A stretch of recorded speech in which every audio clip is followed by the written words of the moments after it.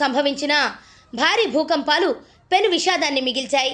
ఈ ప్రకంపనల ధాటికి మయన్మార్లో భవనాలు కూలిపోయి భారీగా ప్రాణ నష్టం సంభవించింది. తాజాగా ఈ భూ విలయానికి సంబంధించి మరిన్ని విషయాలు వెలుగులోకి వస్తున్నాయి. రంజాన్ మాసం శుక్రవారం వేళ ముస్లింలు ప్రార్థనలు చేస్తుండగా ఈ విపత్తు చోటు చేసుకోవడంతో దేశవ్యాప్తంగా 700 మంది శిథిలాల కింద సజీవ సమాధి అయినట్లు తెలుస్తోంది. ఈ మేరకు అక్కడి ముస్లిం ఆర్గనైజేషన్ సోమవారం వివరాలు వెల్లడించింది.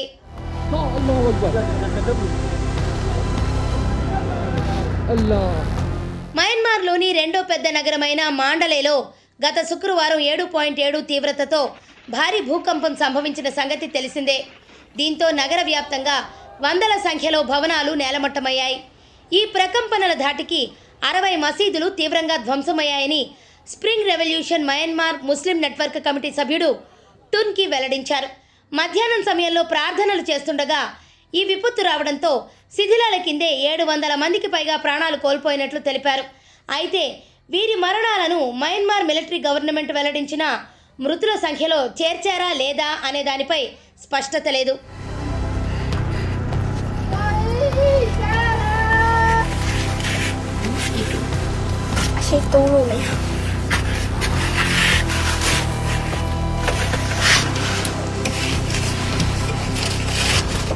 ఈ పెను విపత్తు కారణంగా మయన్మార్లో మృతుల సంఖ్య ఇప్పటికే 1700 దాటినట్లు మిలిటరీ గవర్నమెంట్ సోమవారం వెల్లడించింది. మరో 3400 మంది గాయపడగా 300 మందికి పైగా ఆచూకీ ఇంకా తెలియలేదని government spokesperson major general Zaw Min Tun వెల్లడించారు. శిథిలాల కింద చిక్కుకున్న వారి కోసం సహాయక చర్యలు కొనసాగుతూనే ఉన్నాయి.